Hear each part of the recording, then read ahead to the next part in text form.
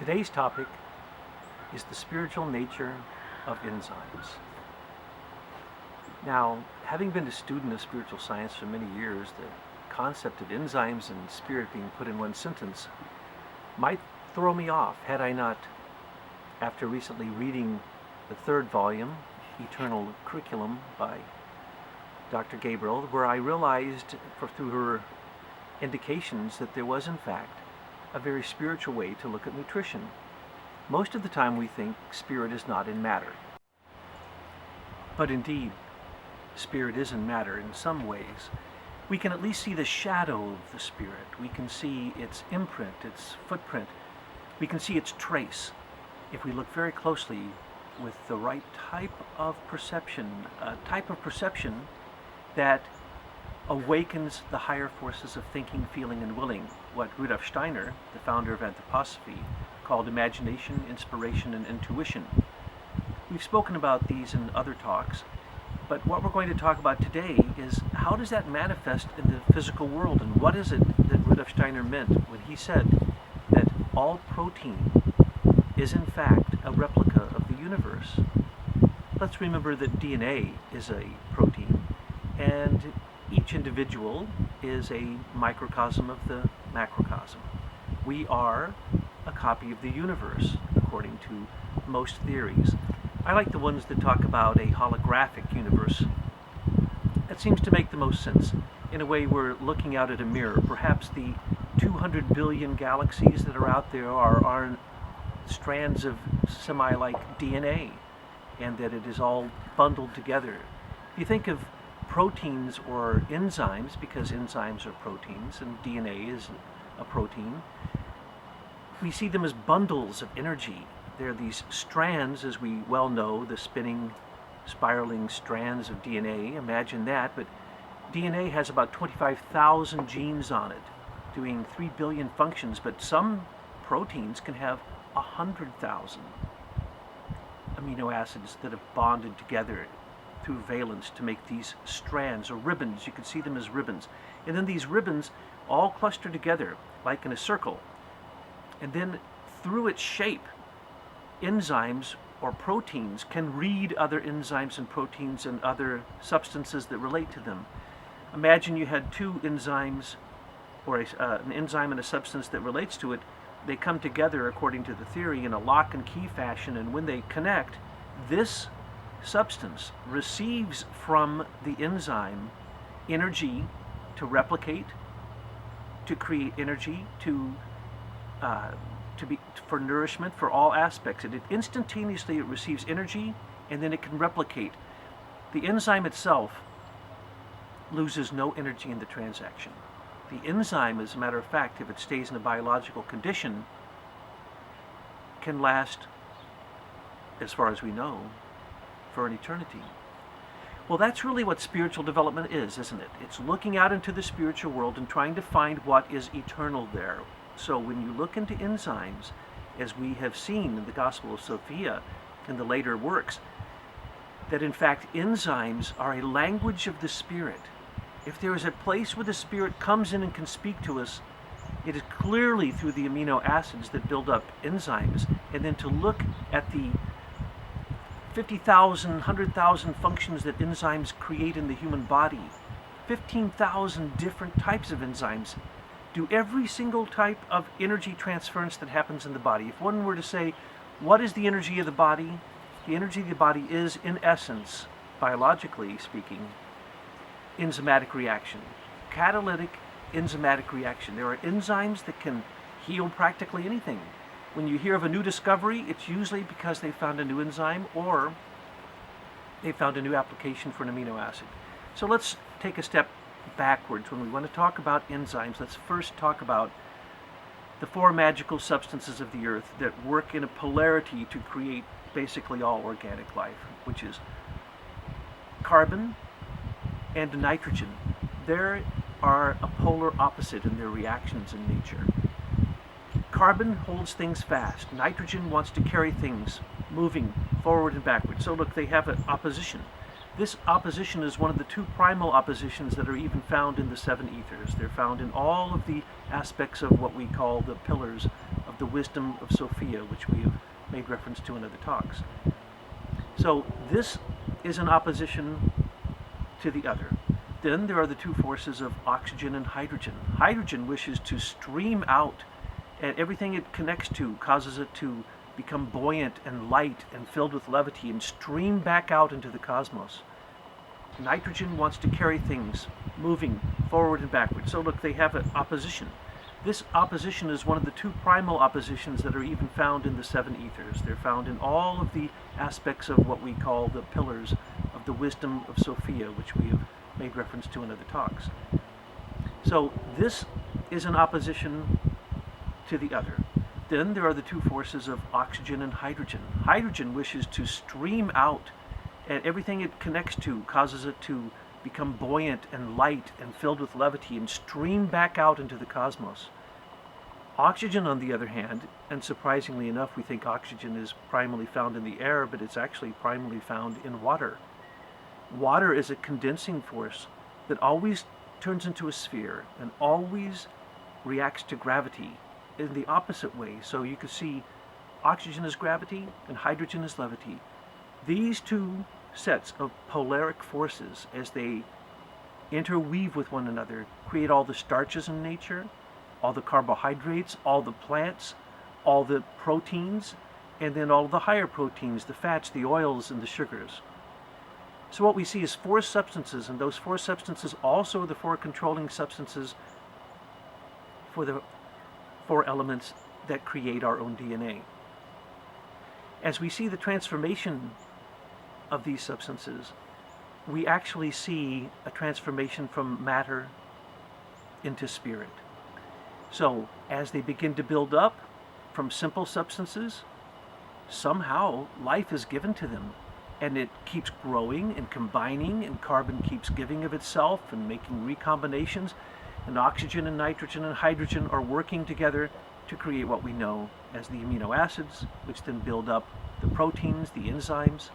And then these enzymes are actually, in the end, the language that is being spoken using the consonants and the vowels of the amino acids.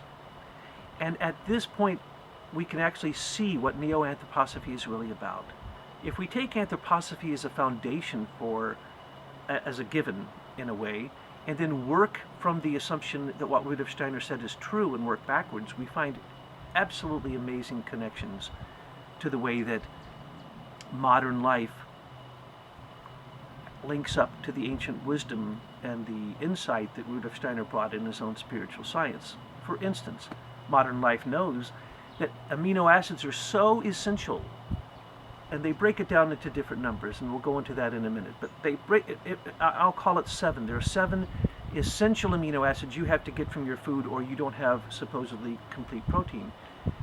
The other amino acids are made in your body, in the pancreas, in your stomach, and other places, and they combine so that you can, according to science, create complete protein so that that protein can feed you. Rudolf Steiner would point out that that's not quite accurate, but the definition and the rarefication of thinking that has to happen to understand that, hopefully we'll be able to attain through these talks. But suffice it to say, science would say that you need complete amino acids to make a protein to feed you, because the body is run on 50,000 different proteins created and catalyzed by the 15,000 enzymes in your body. That is truly where life is found, according to the scientists, in the human body. So these enzymatic reactions are what is called the bioenergetic signature of the body. So when all transference of any element in a cell, there are sometimes as many as 15,000 enzymes in one cell doing the work of that one cell. So enzymes are everywhere throughout your body, creating all these different actions. But science would say that you need to create complete protein, in other words, have the 7 essential amino acids, and then the other amino acids, which they sometimes total to 19 or to 22. Once you have all of those, you have complete protein, you have nutrition. It's not quite right, but it's close. Rudolf Steiner would make the distinction that it isn't the protein that you eat that creates life, it's the protein capacity to take apart and then rebuild that protein in the same way that is then useful to your human body. Subtle but profound distinction, and that's the difference between materialistic science and spiritual science. One thinks that matter creates spirit. The other one believes that spirit creates matter. So as we look at the workings of these amino acids, we then look further into the work of Rudolf Steiner, as Dr. Gabriel has done. And what she has pointed out is that in one place in all of anthroposophy, Steiner says that we are built upon 19 habits. And of those 19 habits, 7 of the habits come from the planets, and 12 of the habits come from the zodiac. This may seem like it doesn't make any sense, or how could this apply, but once you look at enzymes and the amino acids that build up enzymes, those amino acids fit the description. 7 of the essential amino acids are the planetary forces that stimulate the dynamic 12 forces. I talked about 4 of them, but imagine there are 8 other forces that are just as dynamic as the 4 that I described in their polaric interaction. Imagine 12 of those forces in their polaric interaction, and then imagine 7 planetary influences that create musical harmonics as it goes through, leaving a ribbon of memory, which is in fact what DNA is, which is in fact what enzymes are. Enzymes are a record of memory, of motion and movement that puts form and the formative forces into a dynamic motion. In other words, the consonants of the 12 directions are stimulated by the vowels of the 7 planets, thus making the harmony of the spheres, which relates to your 3 sets of different chambers in your body, the 7 chambers in your head, in your heart, and in your organs. That threefoldness, once it is aligned, can listen to the harmony of the spheres and actually take over for what the divine beings do in your organs, and start to feel those vibrations coming in from the organs and see their resonance, their dissonance, their dynamic interaction with the other planets in relationship to the sun. And so you have really, through enzymes, a language of the spirit coming into the physical world if you look closely, because enzymes act almost as immortal entities with infinite energy, seemingly omnipresent. They can create 1 trillion reactions in 1 second. Beyond imagination what an enzyme can do. All the major functions of your consciousness are in fact enzymatic reactions. But remember, spirit creates those, not the enzymes create them. So we need enzymes in our life so that we have the proper nutrition so that we can do spiritual work. If you do not eat the proper foods, which is almost impossible because as soon as you cook a food, the enzymes are lost. When you get food from most stores, there's no enzymes in them because of irradiation and because of the way that the farming habits have taken all life out of food, so there's no enzymes in it. So really you're on a mission to find enzymes, because nutrition is the key function of all spiritual development. Once we understand nutrition and it gives us the energy that we can do spiritual work, we can then feed the spiritual world through our own nutrition, and the spiritual world eats us, just as we eat the physical world. And so we must remember we are in a symbiotic chain with the hierarchies. We must find our place in it, and through consciousness and understanding the language of the spirit manifesting in the world through amino acids as a alphabet that then creates a language of the spirit through enzymes, we can then start to see part of the footprints of the spirit. We can begin to see the shadow, not the true being, but the forces that lie behind the being. And if a scientist could, or anyone hearing these details and doing your own study on these things, if you could look at it with the right frame of mind, frame of heart, and frame of will, in other words, wonder, awe, and reverence, if you could look at the interaction, even of what happens in your own physical body through digestion, or the way that the world manifests, you would begin to see the spirit that stands behind matter, because wonder, awe, and reverence would open you to the point that you could actually, through your own perceptions, see the spirit as it manifests in these shadowy ways. But to see the veil of the spirit is more than most of us can actually handle anyway.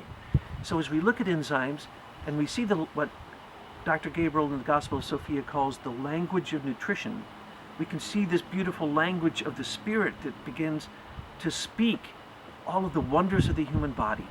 And as that happens, true esoteric anatomy, true occult anatomy, begins to be so real that scientists could put names on it. But until they have a comprehensive synthetic understanding that arises from the work of Rudolf Steiner, can they develop a neo-anthroposophy that can then merge that with scientific discoveries that can then begin to reveal the spirit to us out of the physical world, which is one of the greatest things we can do, to find the eternal in the physical and return it to the spiritual world, which is in fact one of our missions here on earth. So speaking about enzymes is really an honor, and it's a wonder, and the more I study them, the more I can see that Rudolf Steiner telling us about these habits of the spirit, these 19 habits of the spirit, the 12 zodiacal signs, the 7 planets, and the way they interact and work, is really the footprints of the spirit, the habits of the spirit, the ritual of the spirit to give us the life that we have in our body and outside of our body. So I always find it an honor these days anytime someone wants to bring up enzymes. And I suggest that you get the best enzymes you can and make sure they are activated by metals and minerals, or they probably won't work as well. So, thank you.